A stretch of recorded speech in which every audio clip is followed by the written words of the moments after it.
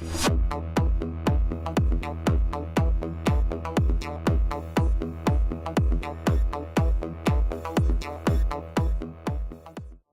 in the Discovery Center in front of the Frog Listening Network display, and this is a very interesting display in the fact that you can come here and we have about a dozen different frogs and associated sounds, so you can learn what the different frogs are that are in your backyard and what they sound like. And I have Brian with me today who takes care of this area. And Brian, tell us about the Frog Listening Network, if you can, and what our affiliation is with them.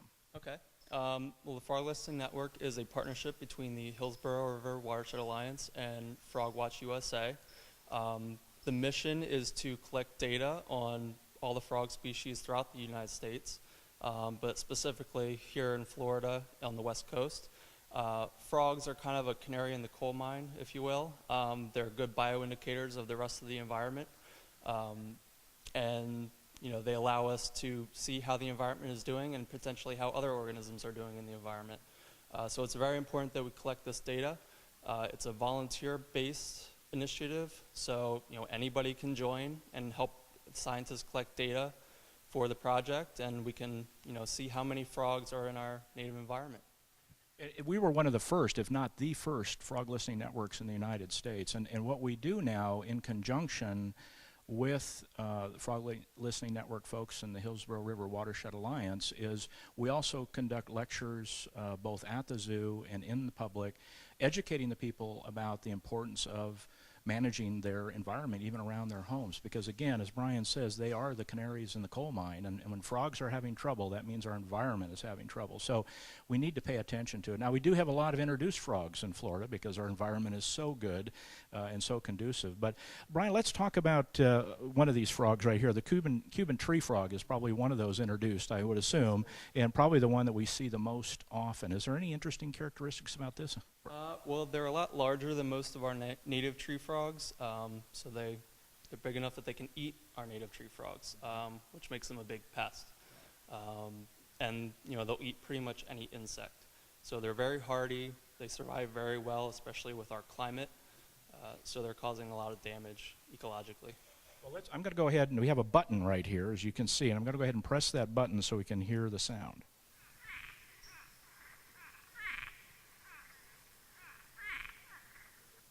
So when you hear that in your backyard, that's a Cuban tree frog. Now let's pick another one, maybe this guy right here, the green tree frog. So tell me a little bit about the green tree frog. Well, the green tree frog is a native species here to Florida, throughout the state.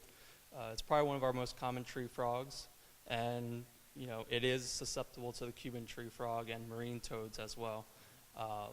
They're very small, so they're easily eaten, but they're they're doing fairly well here in Florida right now, and you can find them in very big choruses out in the wild. Okay, I'm going to press the button on this one so we can hear this one.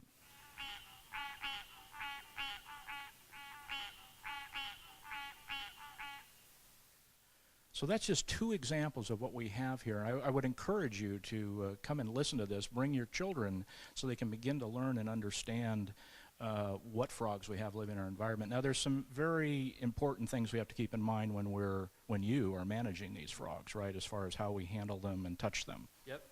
Frogs have a semi-permeable skin. They breathe through their skin. They obtain water through their skin. So they're very susceptible to any chemicals that may be on your hands.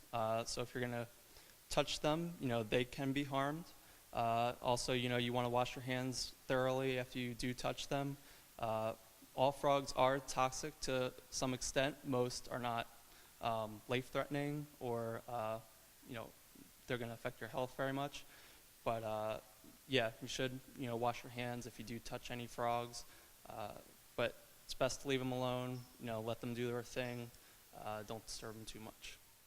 And we also have a website that you can get involved and contact us or the Frog Listening Network to get more information on frogs.